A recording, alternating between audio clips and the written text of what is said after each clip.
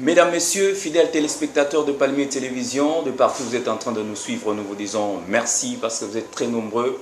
Vous êtes dans votre première des émissions, c'est une émission d'information, c'est une émission d'édification, c'est une émission de débat, bref, c'est une émission qui vous permet de croître sur le plan spirituel. Cette émission est tournée à Kinshasa. Nous sommes venus rencontrer le prophète Joe Grace qui a écrit un livre qui est nommé « Vivre comme prophète ». C'est un livre que lui-même a rédigé. Nous avons voulu qu'il nous explique un peu les contenus de ces livres. Vous êtes très nombreux à nous regarder et à nous écouter du côté de la radio. Nous vous disons sincèrement merci. Bonjour prophète et bienvenue dans cette émission. Bonjour bien-aimé. Voilà, nous sommes chez vous. Merci pour la disponibilité que vous nous accordez. Question de tourner cette émission. Merci beaucoup à vous aussi. Voilà, merci beaucoup. On va commencer par vous-même. Vous allez d'abord vous présenter. Ou soit on va commencer par la prière. On commence par la prière et puis vous allez vous présenter. D'accord. Seigneur, bénis ces instants, nous nous recommandons entre tes mains et bénis les personnes qui nous suivront au nom de Jésus-Christ. Amen. Voilà, merci. Vous allez vous présenter devant les auditeurs et téléspectateurs que vous suivez. C'est qui le prophète Joe Grace? Le prophète Joe Grace, c'est un serviteur de Dieu qui travaille dans le corps du Christ et qui particulièrement est pasteur des ministères Génération Joël à Kinshasa. Oui. Et je suis visionnaire d'une grande plateforme internationale qu'on appelle la Garnison des Prophètes. Je suis conférencier, écrivain, et voilà. En gros, c'est tout ce que je peux dire sur ma petite personne. Je suis marié et père de 4 enfants. À une seule femme ou à beaucoup de femmes? À une seule femme, évidemment, et avec qui j'ai eu 4 enfants. Et voilà. Enfin, prophète Joe Grace, vous venez souvent à Colosie. Quel est le lien que vous avez entre Colosie et vous?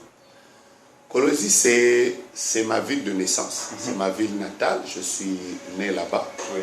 Mes premiers jours de la vie, je les ai connus à Colosie. Mes études maternelles, je les ai fait à Colosie. Je suis parmi les premiers élèves de l'école Les Joyeux Lurons. Ok. J'ai étudié à Okweli et j'ai terminé à Mutoshi. Et depuis les années 96, 96, je ne suis plus de Colosie. Je suis maintenant en train de vivre ma vie à Kinshasa et ailleurs. Voilà, on va poursuivre avec vous. Comment vous voyez être visionnaire des garnisons, être pasteur et aussi prophète?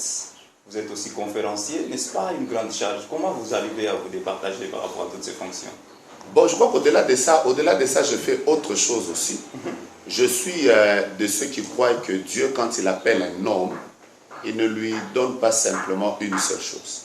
Je vous donne une explication facile. Okay. Quand Dieu a créé, par exemple, le palmier, combien de choses nous tirons du palmier? Avec les branches, nous pouvons faire les balais. Le palmier nous donne le lait, en fait, nous donne le vin. Le palmier nous donne de l'huile. Les palmiers nous donnent des noix. Oui. Et même certains troncs du palmier servent à la guérison. Oui. Donc moi je suis de ceux qui croient que quand Dieu appelle un homme, il ne l'appelle pas seulement pour qu'il reste dans un domaine. C'est-à-dire il est seulement prophète. Je crois qu'on peut être prophète, homme d'affaires, on peut être conférencier, on peut tenir plusieurs autres choses parce que Dieu nous en a donné les capacités. Okay. C'est simplement qu'il faut que chacun de nous explose ça. Le roi David, par exemple, Oui. dans la Bible, il était roi, il était musicien, il était prophète. Au-delà de tout ça, il était aussi quelqu'un qui, au-delà de l'aspect musique, royauté, il était berger, Oui. il était guerrier. Comment il s'en sortait? Parce que Dieu lui en avait donné les capacités. Je crois que j'ai des capacités que j'ai reçues de Dieu, Oui. qui me permettent en même temps d'être conférencier, pasteur. Je suis dans les affaires également. Donc voilà, je fais plusieurs autres choses. C'est un don de Dieu. Voilà, merci beaucoup. Et vous avez écrit un livre, Vivre comme prophète. Ouais. C'est quoi la motivation? Qu'est-ce qui vous a motivé d'écrire un livre? D'accord. Je suis passionné de quelque chose qui me tient à cœur, ça fait plusieurs années. Je suis juste passionné du prophétique. Oui. Pourquoi je suis passionné du prophétique? Parce que dans la parole de Dieu, dans Actes des Apôtres, chapitre 2, verset 17, Oui. la Bible dit, dans les derniers temps, je répandrai de mon esprit sur toute chair. Vos fils et vos filles vont prophétiser. Oui. Vos vieillards auront des songes, vos jeunes gens des visions. L'onction prophétique fait partie des dernières onctions avec laquelle Dieu va travailler avant l'enlèvement de l'Église. C'est parmi les choses que Dieu a réservées pour les derniers temps. Mais malheureusement, s'il y a un domaine où les gens sont déçus, les gens ont vu beaucoup d'abus et beaucoup de dégâts, Oui. c'est dans le domaine prophétique. Les gens ont rencontré des faux prophètes, les gens ont rencontré des gens qui ont divisé des familles, Oui. des gens qui ont séparé des vies des gens. Et du coup, au lieu que le prophétique soit une bénédiction, le prophétique a commencé à devenir une source de problème. Et dans plusieurs milieux, les gens ont même peur du prophétique. C'est ça. Et moi, je Même fais... dans plusieurs églises, aujourd'hui, Ouais. on a peur d'inviter des prophètes. Alors, depuis un temps, Dieu m'a mis la charge d'enseigner sur le prophétique. Ok. Donc, j'enseigne sur le prophétique, sur vivre comme prophète, fait partie des livres que j'ai écrits. D'ailleurs, il y a 2 autres qui sont en chantier, Ok. que je vais écrire bientôt. Je suis en train de préparer un livre sur les 100 bénéfices du prophétique qui va sortir bientôt. J'ai un autre livre sur le protocole prophétique, comment un prophète peut se comporter. Oui. Donc, vivre comme prophète, c'est un premier livre qui est en train de bénir le peuple de Dieu dans le monde entier et qui cherche juste à corriger, orienter, diriger les personnes qui sont dans le monde prophétique et même ceux qui ne sont pas dans le monde prophétique mais qui ne le comprennent pas. Voilà un peu la motivation qui m'a poussé à écrire un livre. Et c'est parce que beaucoup de gens l'ont demandé dans le monde entier. Ils voulaient que je puisse aussi écrire un livre. Voilà pourquoi je l'ai écrit, pour que ça se répande dans toutes les nations. Est-ce que vous croyez aujourd'hui que les vrais prophètes existent dans ce monde ou en République démocratique? J'y crois fortement. J'y crois fortement. D'ailleurs, je vais vous scandaliser. Je ne crois pas seulement que les vrais prophètes existent, je crois même que les vrais prophètes sont plus nombreux que les faux prophètes. Quand vous étudiez par exemple la parole de Dieu, vous allez découvrir par exemple que du temps d'Élie le prophète, Oui. il y avait 400 prophètes d'Astarté et 450 prophètes de Baal. Donc si vous comptabilisez les faux prophètes qu'il y avait en Israël, il y en avait seulement 850. Seulement. Mais quand Élie va à la montagne devant Dieu, Oui. Dieu lui dit qu'en Israël, il y a 7000 qui n'ont pas fléchi les genoux, que moi je me suis préservé. Si vous prenez les 7000 de Dieu plus Élie, ça fait 7001, et vous comparez par rapport aux prophètes de Baal, vous verrez que les prophètes de Dieu étaient plus nombreux que les prophètes, que les faux prophètes. Donc, le problème, c'est quoi? Oui. Les faux, c'est eux qui entraient dans le palais du roi. C'est les faux qui étaient à la montagne. Les vrais étaient cachés. Il y a beaucoup de vrais prophètes dans le monde entier, ici en République démocratique du Congo, que Dieu utilise, mais seulement ils ne sont pas exposés. Et c'est l'un de mes buts aussi quand j'organise les garnisons des prophètes, c'est pour pousser les vrais à se manifester sur les faux. Donc je confirme qu'il y a beaucoup de vrais prophètes de Dieu, et j'ajoute encore qu'ils sont plus nombreux que les faux. Maintenant, prophète, on va parler de votre livre que vous avez écrit, qui s'intitule « Vivre comme prophète ». Il y a 5 chapitres, 6, plus la conclusion. Ici, vous parlez de l'appel au ministère prophétique. Qu'est-ce que cela signifie, avoir l'appel au ministère prophétique? La première chose la plus importante, c'est de comprendre qu'on ne s'improvise pas prophète. On ne se lève pas un matin, on devient prophète. Le prophétique doit, le début de tout homme, de toute femme qui sert dans le prophétique, commence d'abord par l'appel de Dieu. Est-ce que Dieu m'a appelé à ce ministère? Parce que la plupart des personnes se sont improvisées dans le prophétique, et c'est pour ça qu'il y a beaucoup de dégâts. En étudiant la parole de Dieu, nous découvrons que toutes les personnes qui ont travaillé dans le prophétique, le début de toute chose a été qu'ils ont rencontré le Dieu de la Bible. Ésaïe a rencontré Dieu. Et Dieu lui a dit, qui enverrai-je? Il a répondu à l'appel de Dieu, il est entré dans le ministère. Jérémie était encore un enfant. Dieu lui est apparu. Il lui a dit, quand tu étais dans le sein de ta mère, je t'ai choisi. Il a d'abord rencontré Dieu. Oui. Dieu lui a dit, je t'ai établi prophète. Alors, dans ce livre, je suis en train de parler de l'appel. On ne peut pas entrer dans le prophétique si un jour on n'a pas d'abord rencontré Dieu dans sa vie comme Seigneur et Sauveur, et si on n'en a pas reçu l'appel. Alors, j'essaye de tourner autour de l'appel pour faire comprendre aux gens que c'est le pas ou la phase la plus importante dans le parcours de tout prophète. Mais aussi, j'essaie d'expliquer aux gens sur comment découvrir son appel. Comment être convaincu que j'ai réellement reçu un appel de Dieu pour travailler dans le ministère prophétique. Aujourd'hui, c'est un sérieux problème. On ne sait pas qui a été appelé, qui n'a C'est pas ça été le appelé. problème. Est-ce que vous pouvez nous expliquer un peu vos questions pour nous de comprendre cela? Je vais vous expliquer 2-3 choses. Je vous informe déjà qu'aujourd'hui, vous pouvez trouver quelqu'un qui se réveille le matin, il a vu un songe, il devient prophète. Vous pouvez voir quelqu'un qui a entendu 2 fois la voix de Dieu, il devient prophète. Vous pouvez même trouver des gens qui ont vu une vision, d'ailleurs une vision en noir et blanc, c'est-à-dire qu'ils ne maîtrisent pas encore bien les choses. Non, je m'appelle prophète. Les hommes comme les arbres. Justement. Alors, comment découvrir son appel? J'insiste, je vais vous donner quelques phases qui permettent à un homme de découvrir l'appel de Dieu dans sa vie. La première chose, c'est d'abord, il faut que vous ayez été appelé. Le premier appel qu'un homme reçoit, c'est l'appel au salut. Dieu ne nous sauve pas d'abord pour que nous puissions devenir des serviteurs ou des prophètes. Dieu nous sauve parce qu'il aimerait nous tirer du péché, de la condamnation éternelle et nous amener dans le royaume des cieux. Nous sommes sauvés pour rencontrer Dieu, nous sommes sauvés pour aller au ciel. Pour la vie éternelle. Pour la vie éternelle. Et ça, c'est très important. Le premier appel qu'on reçoit, c'est l'appel au salut. Mais le deuxième appel que tout homme reçoit, c'est l'appel au service. Il peut venir de plusieurs manières. Dans le livre, je suis en train de donner quelques étapes. La première étape, Dieu vient nous parler à nous personnellement.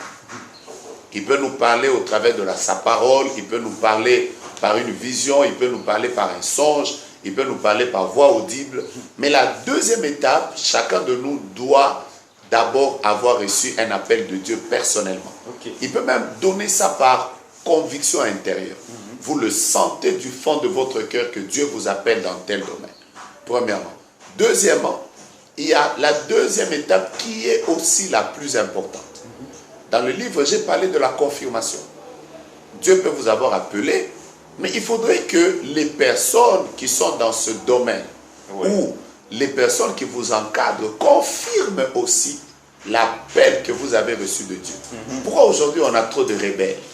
Parce que eux, ils pensent avoir reçu l'appel, mais ceux qui les encadrent et ceux qui sont dans le ministère ne reconnaissent pas cet appel. Même l'apôtre Paul, après qu'il ait reçu l'appel de Jésus-Christ, lui disant qu'il devait prêcher les païens dans Acte 9, Acte 10 et dans la suite, vous verrez que Dieu a eu à parler à Ananias, un autre, pour lui dire, j'ai appelé cet homme. C'est ce que j'appelle la confirmation. En dehors de la confirmation, il y a plusieurs autres étapes. Par exemple, comment je peux découvrir que Dieu m'a appelé? Certaines circonstances par lesquelles je passe peuvent montrer que j'ai un appel de Dieu. Je vais vous expliquer. Par moment, le Seigneur a appelé certaines personnes dans certains services, mais en les ayant fait passer d'abord lui-même par ces services-là. Beaucoup de personnes ont senti un appel pour faire les orphelinats, pour aider les veuves et les orphelins, après qu'eux-mêmes aient été orphelins. Donc il y a tout ça. Il y a par exemple les choses par lesquelles nous passons, ça peut signifier qu'on a un appel dans ce sens. Il n'y a pas que les choses par lesquelles nous passons, il y a par moments les choses qui nous révoltent. Les choses qui nous révoltent. Oui. Il y a des personnes qui sont entrés dans les affaires, qui sont devenus riches parce qu'ils étaient révoltés par la pauvreté de leur famille. Okay. Il y a des personnes qui sont devenues intègres et qui ont commencé à prêcher la sanctification. Parce que quand ils regardaient l'église, ils étaient révoltés par la manière dont les gens marchaient dans le péché. Oui. Donc, ce qui nous révolte peut aussi signifier un appel dans ce sens. Okay. Mais il n'y a pas que ce qui nous révolte, il y a aussi ce qui nous passionne. Il y a par moments, Dieu par moments met dans nos cœurs des choses qui nous passionnent. Nous aimons tellement une chose, nous aimons tellement la prédication et rien ne nous intéresse à part la prédication, rien ne nous intéresse à part la musique. Et c'est par moments, vous avez l'impression que dans le culte, même quand le prédicateur prêche, c'est pas ça qui vous intéresse le plus, c'est la musique qui vous intéresse, c'est les instruments. Donc du coup, ce qui nous passionne peut aussi être un indicateur d'un appel de Dieu. Il y a plusieurs indications, mais en conclusion dans le livre, je voudrais faire comprendre aux gens qu'on ne s'improvise pas prophète. On ne s'improvise pas prophète. Mais est-ce qu'on peut devenir prophète? On a commencé par être pasteur, apôtre, et après un temps, on devient prophète. Ça, c'est très important, parce que quand on parle du prophétique, il faut comprendre plusieurs choses. Je vais tenter de vous expliquer 4. Allez-y. La première, c'est qu'il faut comprendre qu'il y a ce qu'on appelle l'atmosphère prophétique. Il y a plusieurs personnes qui prophétisent par atmosphère prophétique. C'est-à-dire? Ça veut dire que vous pouvez être juste dans une église où il y a tellement une vie de prière que les dons se manifestent fortement. Une personne qui entre dans une église comme ça peut prophétiser et croire qu'il est prophète. Ah, ok. Il n'est pas prophète, seulement il est dans une atmosphère où la grâce se libère. Ok. Pour que je sois cohérent, je rentre dans la Bible. Un homme comme le roi Saül, Oui. dans 1 Samuel chapitre 10, il rencontre le prophète Samuel. Le prophète lui dit, tu rencontreras une troupe de prophètes. L'Esprit du Seigneur va te saisir, tu vas prophétiser. Ok. Il n'a pas prophétisé parce qu'il est prophète. Il a prophétisé parce qu'il était en contact avec des gens qui étaient sous une certaine onction. Donc, il y a des personnes qui prophétisent comme ça. Premièrement, ces personnes peuvent ne pas être prophètes auparavant, mais parce qu'ils sont dans une œuvre de Dieu où les grâces se manifestent, ils prophétisent. Deuxièmement, il y a des personnes qui prophétisent simplement parce qu'ils ont reçu un don, le don de prophétie. Il fait partie des 9 dons de l'esprit qui sont dans 1 Corinthiens chapitre 12. Oui. Alors, des personnes comme ça, ils n'étaient pas d'abord prophètes auparavant. Mais parce que Dieu sent qu'il y a un besoin il leur communique une grâce pendant qu'ils sont en train de travailler. Oui. Mais maintenant, ceux qui ont le ministère de prophète, le ministère, on ne devient pas ministre. C'est un appel qu'on reçoit avant la fondation du monde. Okay. Avant. C'est comme ça que l'apôtre Paul dit que avant que je ne sois né, avant la fondation du monde, Christ m'avait choisi et m'avait appelé apôtre des nations. Ça veut dire que, pour répondre à votre question, on ne devient pas prophète de ministère. C'est un appel qu'on reçoit de Dieu, mais qu'on découvre pendant qu'on est en train de servir Dieu. Je répète, c'est un appel qu'on reçoit depuis la fondation du monde, mais on le découvre. Oui. Mais par contre, certaines autres choses, par exemple ceux qui travaillent sous l'atmosphère prophétique, ils peuvent à un certain moment manifester certains dons. Et quand ils quittent cette atmosphère, vous avez l'impression qu'ils sèchent. Je voulais parler d'un petit point sur l'aspiration. Quelqu'un, aujourd'hui nous voyons que tout le monde aspire à être prophète. Ils ont le goût d'être prophète parce que c'est un ministère qui paye pour l'instant. Quand vous prophétisez, déjà, Mabonza, tout ça. Les gens qui nous suivent ici peuvent se dire, bon, moi comme j'aspire à être prophète, je reste dans ce couloir-là, je reste dans ce canal. C'est vrai qu'aujourd'hui, il faut dire que dans le monde entier, tout le monde veut être prophète. Parce qu'il paraît que le prophétique paye, mais il n'y a pas que ça. Je crois que dans le cœur de tout homme, naturellement, l'homme a un désir vers le surnaturel. C'est simplement ça, c'est vraiment dans le désir de tout homme. C'est ainsi que vous allez remarquer que les endroits où on dit qu'il y a des miracles, il y a beaucoup de gens. Là où on dit qu'il y a l'enseignement, il y a peu de gens. Ouais. C'est normal, dans le cœur de tout homme, il y a un désir de manifester la divinité. Alors, mais au-delà de ça, il y a aussi les chaînes câblées qui sont dans nos maisons. Aujourd'hui, les gens regardent les Nigériens, les Zimbabwéens et tous les autres. Tout le monde veut aspirer à être prophète. Oui. Mais j'aimerais vous le dire de manière sincère. On ne devient pas prophète parce que c'est ça qui est à la une, parce qu'on a vu à côté de soi un prophète acheter une voiture.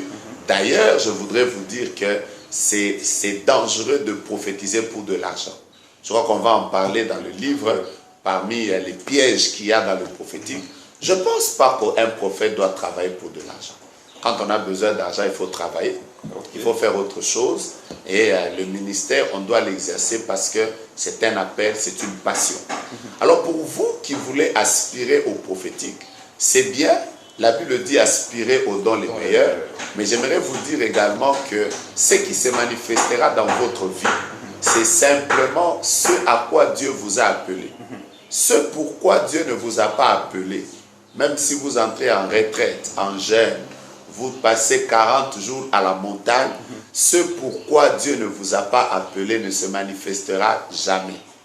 Ça veut dire que si vous n'êtes pas prophète, même si on vous impose les mains et les pieds, le prophétique ne se manifestera pas. Vous n'avez pas ça. Un homme ne peut donner que ce qu'il a reçu de Dieu. Voilà, nous sommes en train de poursuivre dans cette émission Gros Plan. Nous recevons ou nous sommes reçus par le prophète Joe Grace ici à Kinshasa. Nous sommes en train de parler du livre qu'il a rédigé, Vivre comme prophète. Là, on va prendre le 2e chapitre. Ici, vous parlez du prix à payer. Qu'est-ce que cela signifie? Ça signifie simplement, en un mot, c'est que l'appel de Dieu est gratuit. Dieu nous appelle sans payer, mais grandir dans un appel, ça demande un prix. Donc il faut grandir dans l'appel. Il faut grandir dans l'appel. Le don, on le reçoit, c'est gratuit, mais le maintenir, grandir avec, demande certaines choses qu'il faut payer. Exactement comme quand Dieu nous appelle à être prédicateur. On a reçu cet appel gratuitement, mais il faut un prix, il faut lire la Bible. Il faut prier, il faut écouter Dieu pour que vous donniez la nourriture convenable au temps convenable. Donc du coup, même le prophétique a un prix. A un prix à payer. Voilà pourquoi le 2e chapitre de ce livre, c'est le prix à payer pour vivre comme prophète. Voilà un peu. Ok. Ici, vous avez parlé de la recherche continuelle de l'intimité avec Dieu. Ouais. C'est-à-dire quoi?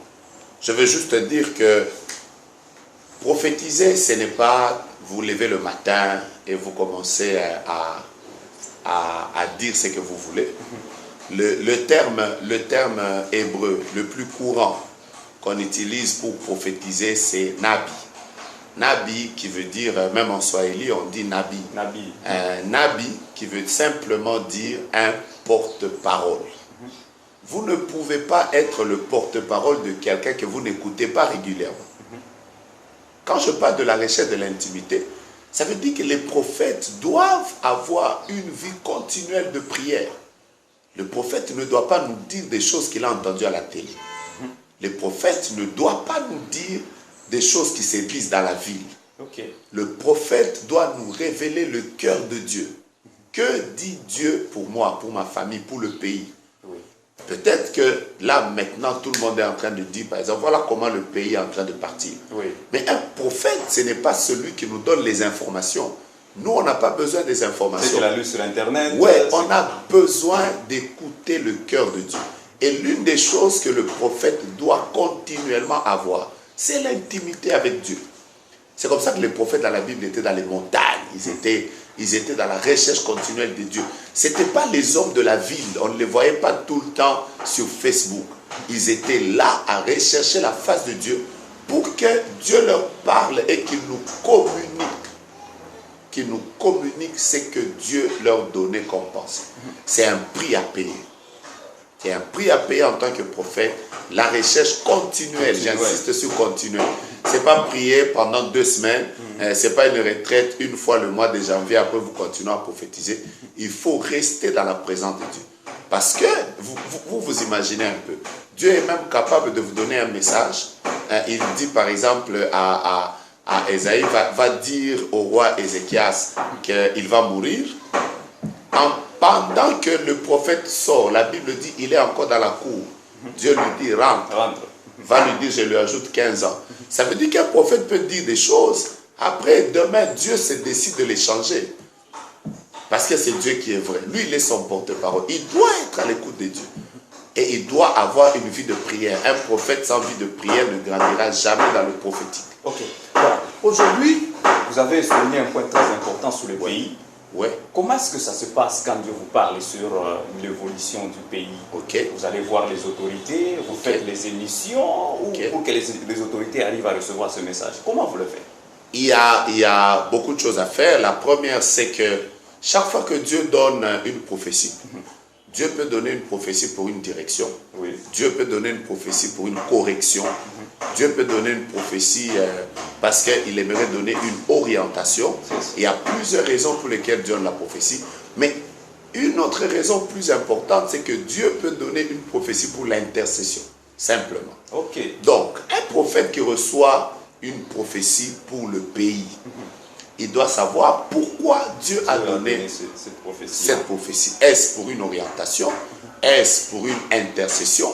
Il y a des messages que nous recevons de Dieu, mais le Seigneur ne veut même pas que nous puissions en parler. Il aimerait que nous puissions rester dans la prière, à prier pour que ça n'arrive pas. On ne prophétise pas pour que les gens nous voient, pour que les gens disent « Ah, Yépé, lui aussi, il a quand même un message du pays. » Non, on prophétise d'abord en comprenant pourquoi Dieu a donné le message. La première raison, quand on a un message sur le pays, on peut prier. Deuxième raison, quand je donne des enseignements dans mes écoles de prophètes, je parle aussi sur les sortes de prophètes qui existent. Il y a des sortes de prophètes? Oui, il y a plusieurs sortes de prophètes. Ah, nous, on voit qu'un prophète, on le voit là-bas, c'est prophète. Il y a plusieurs sortes de prophètes. Peut-être que j'y reviendrai peut-être un autre jour. Mais quand vous lisez, par exemple, 1 Chronique, chapitre 29 au verset 29, la Bible nous dit les restes des actions de David, je crois, ne sont-ils pas écrits dans le livre de Gad, Gad le voyant, dans le livre de Nathan le prophète, et dans le livre, on a cité un autre prophète, mais là vous verrez que la Bible ne dit pas le prophète. Et quand vous rentrez en hébreu, ça devient intéressant. Parce qu'en hébreu, ça veut dire, on a dit Nathan le Nabi, Gad le Roé, et l'autre prophète qu'on a cité, on a dit, lui c'est le Chosé. Okay. C'est-à-dire, en hébreu, vous allez comprendre facilement qu'il y a des prophètes Nabi, il y a des prophètes Roé, ça c'est un autre sujet. Mais quand vous commencez à découvrir les sortes de prophètes, vous verrez que tous les prophètes ne sont pas utilisés de la même manière. Il y a aussi une sorte de prophètes que j'appelle les prophètes de la cour des rois. Il y a des prophètes que Dieu met à côté des rois, qui peuvent leur donner des orientations, qui peuvent leur dire voilà ce que Dieu dit. Et là, ils sont en même temps intercesseurs. En même temps, ils sont intercesseurs. En même temps, ils sont intercesseurs. Et en parlant de ça, je vais vous choquer. Oui. Je n'ai pas vu dans la Bible un prophète qui a prophétisé sur le roi en public. C'est-à-dire, David a péché. Vous voyez le roi Nathan passer sur toute l'avenue en train de crier « Le roi est tombé, le roi est tombé ». Il est allé le voir en privé. Wow. En fait, c'est de l'immaturité que d'avoir un message du président et de passer à la télé. Okay. C'est pour ça qu'il faut enseigner les prophètes. Mais là, quand vous allez voir le président, les gens vont vous traiter aussi de la majorité présidentielle, vous traitez avec eux, tout ça, vous aurez des problèmes avec Je crois que nous ne sommes pas obligés d'être politiciens pour parler à un politicien. Okay. Parce que dans nos églises, par exemple, nous qui sommes ici à Kinshasa, dans nos églises, nous ne manquons pas des personnes de la majorité de l'opposition. Nous ne manquons pas des personnes qui travaillent dans le gouvernement. Ils sont nos fidèles. Et qu'est-ce que nous devons leur dire? C'est la parole de Dieu. Nous devons leur dire que dit la Bible quand vous êtes au pouvoir. Travaillez dans la justice, soutenez la population. C'est ça qu'on doit leur dire. Mais quand on a un message qui concerne un gouverneur, qui concerne... Non, mais vous pouvez faire la prison.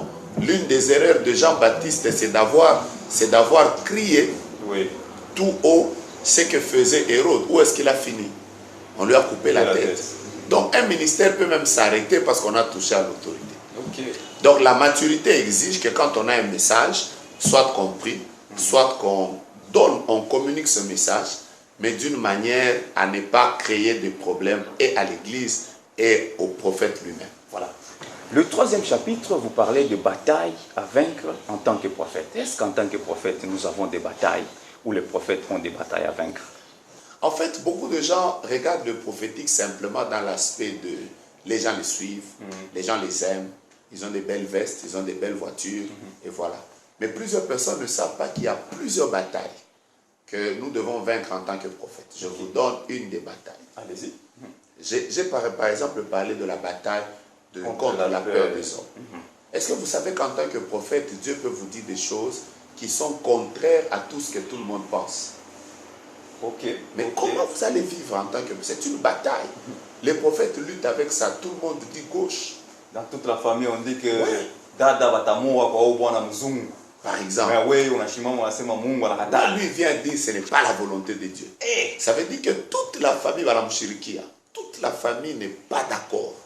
Pourquoi lui, il a dit ça? Et un prophète qui veut grandir dans le prophétique doit s'attendre à ces batailles. Il y en a plusieurs. Il y a par exemple la bataille de la moquerie. Vous savez que vous pouvez donner un message, les gens se moquent de vous. Je vous donne un exemple. Peut-être que nous lisons la Bible rapidement. Quand vous prenez le prophète Ésaïe, un jour il s'élève, il dit il y a une vierge qui va concevoir. Et surtout à leur époque là. À leur époque. Et avant lui, il n'y a pas une vierge qui a conçu. Et je vais même plus loin. Il est même mort sans que lui-même ne vive l'accomplissement de la prophétie. Ça veut dire quand il disait ces choses, tout le monde autour de lui disait c'est un fou. C'est un fou. Moi, j'ai donné des prophéties à Colosie. 2001-2002. En pleine crise, alors que rien ne marchait. Il y avait des départs volontaires. Mais à la Gécamine. Les gens allaient au champ. Mais pendant ce temps, j'ai eu à donner des prophéties comme Dieu va visiter cette ville, dans quelques temps, il y aura beaucoup de blancs. Et tout va reprendre. Mais c'était des folies. C'est-à-dire quand quelqu'un reprend cette prophétie, il dit déjà il est un faux prophète. Donc, il y a plusieurs batailles devant lesquelles le prophète doit se tenir. Les gens peuvent se moquer de lui. Les gens peuvent le persécuter.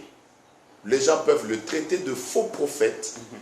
Parce qu'il a dit des choses. Aujourd'hui, par exemple, tous ceux qui veulent qu'on puisse prophétiser sur le pays, ceux de la majorité veulent qu'on leur dise ça va aller. Ceux de l'opposition veulent qu'on leur dise ça ne va pas aller. Mais vous, en tant que prophète, quand vous avez reçu un message de Dieu, est-ce que vous savez que vous avez des batailles? Vous voyez un peu? Donc, parmi les choses que les prophètes doivent connaître, ils vont rencontrer des batailles. Des batailles. Donc, voilà un peu. En dehors du bataille, vous avez parlé du rejet. J'ai parlé du rejet, rejet et moquerie. Expliquez un peu ça. Par exemple, en parlant du rejet, je voudrais vous dire simplement que, par exemple, l'exemple que vous venez de donner là, vous êtes dans une famille où tout le monde a dit Dada Batama comme ça. Après vous venez en tant que prophète, vous dites ce n'est pas la volonté de Dieu. Selon vous, vous pensez que les gens vont vous acclamer ou vous rejeter? Ils vont vous rejeter. Donc plusieurs prophètes souffrent même des blessures intérieures. Plusieurs prophètes ont été rejetés. Rejetés même par les personnes qui leur sont plus proches. Parce qu'ils ont eu à donner des messages qui ne les plaisaient pas. Surtout que nous sommes dans un temps où les gens veulent qu'on leur dise ce qu'ils veulent entendre. Comment vous, prophètes, vous êtes préparés? Il y a des batailles auxquelles vous allez vous affronter. Voilà un peu, quand je parle du rejet, de la moquerie, ça fait partie des combats des prophètes. Je suis au quatrième point ici, vous parlez de l'immoralité, la bataille contre l'immoralité. C'est quoi ce que vous appelez la bataille contre l'immoralité? Rentrant dans la parole de Dieu, vous allez vous rendre compte que l'une des grandes ennemies du prophétique dans la Bible, c'était une femme qu'on a appelée Jézabel. Jézabel était une personne, mais Jézabel c'est tout un esprit. C'est tout un esprit. L'une des choses qui tue le prophétique dans la vie de beaucoup d'hommes, c'est les péchés sexuels. Parmi lesquels il y a l'immoralité. Et vous allez vous rendre compte que quand ce péché commence à entrer dans la vie d'un prophète, c'est qu'il ne peut plus avoir à tenir pendant longtemps. Et quand je parle de l'immoralité, aujourd'hui le prophétique attire les gens.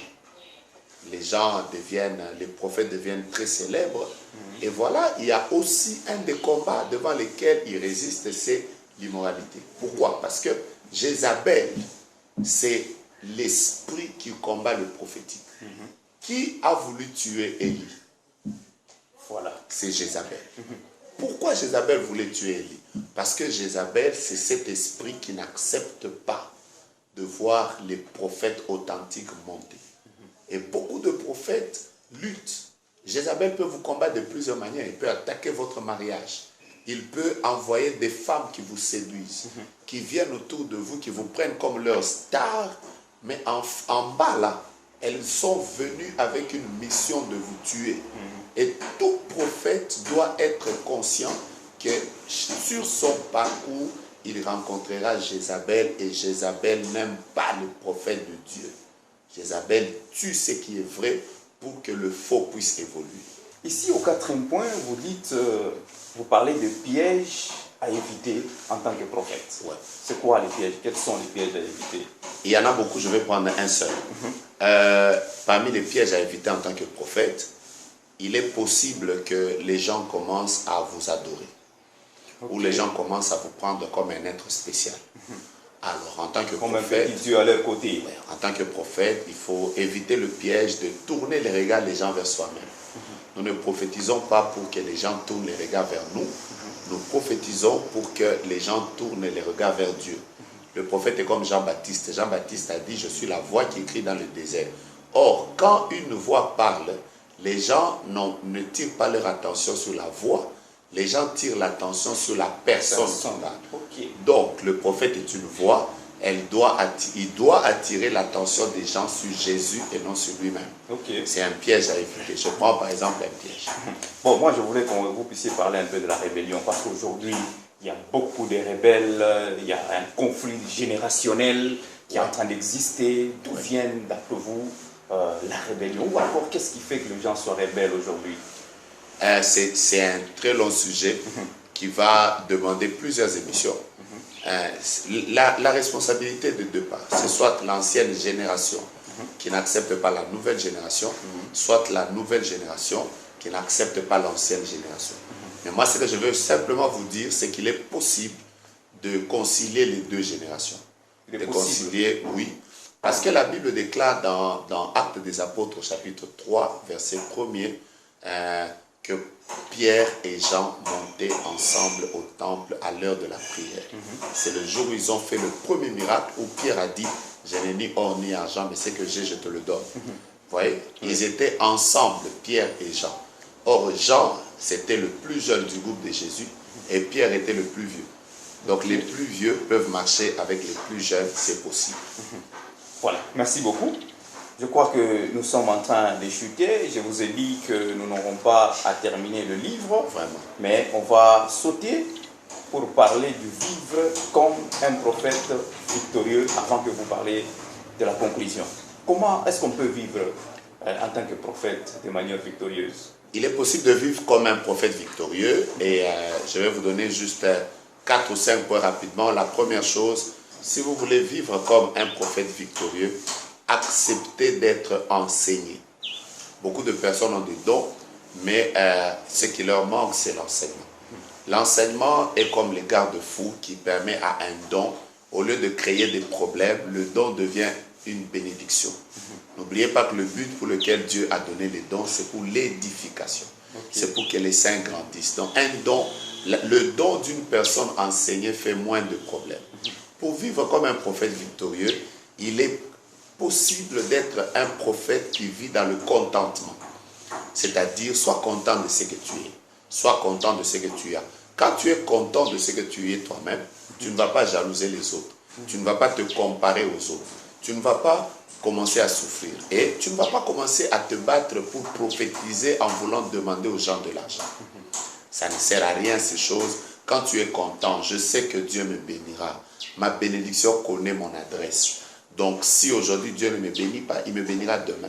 Je ne suis pas obligé de manipuler les gens pour qu'ils me bénissent. En étant un prophète discipliné, on peut être un prophète efficace. Un prophète qui bénit les gens. Et vivre comme un prophète victorieux en étant un prophète qui est encadré.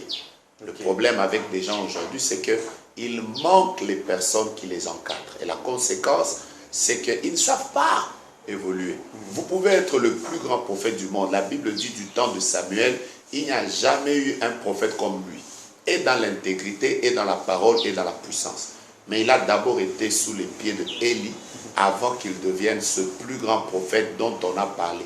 Il a été le seul qui a été capable de oindre deux grands rois, Saül et David. Un homme extraordinaire, mais il a été coaché. Mais aujourd'hui, avant que vous n'évoluez, il y a les jeunes prophètes qui sont en train de se plaindre d'être étouffés par le grand. Il est à vos côtés pendant plusieurs années, on ne peut pas le lâcher, par crainte de voler plus que vous. Le problème aussi avec les jeunes, c'est qu'ils ne veulent pas suivre le processus. Or, Dieu, c'est un Dieu de processus. Dieu, c'est un Dieu de processus. Si vous avez un enfant d'1 mois, c'est un prématuré, il est un monstre. Alors, vous allez enfanter un monstre si vous ne suivez pas le processus. Mais aussi, il y a des personnes qui ont peur. Un enfant ne te dépassera jamais. Le jour où lui devient papa, vous devenez grand-père. Donc, laissez les enfants grandir aussi. C'est aussi votre promotion. Un succès sans successeur, c'est une forme d'échec. Voilà. Ici, vous avez parlé d'être un avec son message. Qu'est-ce que cela veut dire? Être un avec son message, je vous donne un exemple. Vous ne devez pas nous dire à nous que... vous nous dites à nous qu'il ne va pas pleuvoir aujourd'hui. Dieu m'a dit qu'il ne va pas pleuvoir, mais on vous voit circuler avec un parapluie. Donc, si vous êtes prophète, vous devez vivre votre message. Ne nous parlez pas de la sainteté si vous-même vous ne marchez pas dans la sainteté. Ne nous prophétisez pas que Dieu a dit prier si vous-même vous ne priez pas. Un prophète doit être un avec son message. Pour que les gens croient à un message, le prophète, c'est d'abord toute une vie. Voilà pourquoi dans mon livre, j'ai dit vivre comme prophète. Votre vie est le premier message. Voilà. Merci beaucoup. On va conclure. Quelle est la conclusion de ce livre, Vivre comme prophète? La conclusion, c'est que c'est un livre très passionnant qui bénit beaucoup de gens aujourd'hui dans le monde entier. Il est vendu au Canada, il est vendu aux États-Unis, partout où je suis passé, il est vendu en Irlande. Il est vendu en Inde, il est vendu partout dans le monde. Et la seule chose qui permet à tout le monde de l'acheter, soit vous pouvez commander par nos numéros à Kinshasa si vous êtes au Congo, mais si vous êtes en Côte d'Ivoire et ailleurs, il y a des numéros ou que vous pouvez trouver sur ma page Prophète Joe Grace, ma page Facebook. Si vous ne trouvez pas sur ma page Facebook, vous allez sur Amazon. Vous allez sur le site Amazon, c'est un site mondial où vous pouvez acheter le livre et vous le commander. Amazon peut vous le livrer directement, mais il faut acheter avec sa carte bancaire. Voilà. Donc voilà. Merci beaucoup, prophète Joe Grace. On va terminer. Vous promettez quoi aux enfants de Colosie qui sont en train de vous écouter, qui sont en train de vous suivre maintenant? Avec un programme très chargé, je ne pense pas ces derniers jours être à Colosie. Demain déjà, je vais être aux États-Unis. Mais je crois qu'à la convention de Colosie, au mois d'août, si celui qui nous fait battre le cœur et qui met la respiration nous donne la respiration, je suis sûr qu'on sera ensemble à Colosie au mois d'août. À la grande convention de la génération Joël, je vous promets d'être là. Voilà. J'aime beaucoup les gens de Colosie parce que moi-même, je suis de là. On va terminer par une prière. Vous allez prier pour les gens qui nous suivent, prier pour Colosie, prier pour la République démocratique du Congo. On va s'arrêter là. Que Dieu bénisse la République démocratique du Congo, que Dieu bénisse les autorités, le Parlement, le Sénat, l'armée, la police, que Dieu bénisse les cours et tribunaux, que Dieu bénisse la population, que Dieu bénisse l'Église du Congo, tous les hommes de Dieu qui travaillent, que Dieu bénisse nos provinces, nos 26 provinces, que Dieu bénisse Colosie et que Dieu bénisse toutes les personnes qui vont nous suivre, la chaîne par laquelle cette émission est en train de passer. Que Dieu vous fasse du bien à tous au nom de Jésus-Christ. Amen. Voilà, merci beaucoup de votre disponibilité. Merci beaucoup à vous aussi, surtout d'être venu chez nous à Kinshasa. Merci. Voilà, vous étiez nombreux à suivre cette émission que nous avons eu à tourner à Kinshasa avec le prophète Jogas.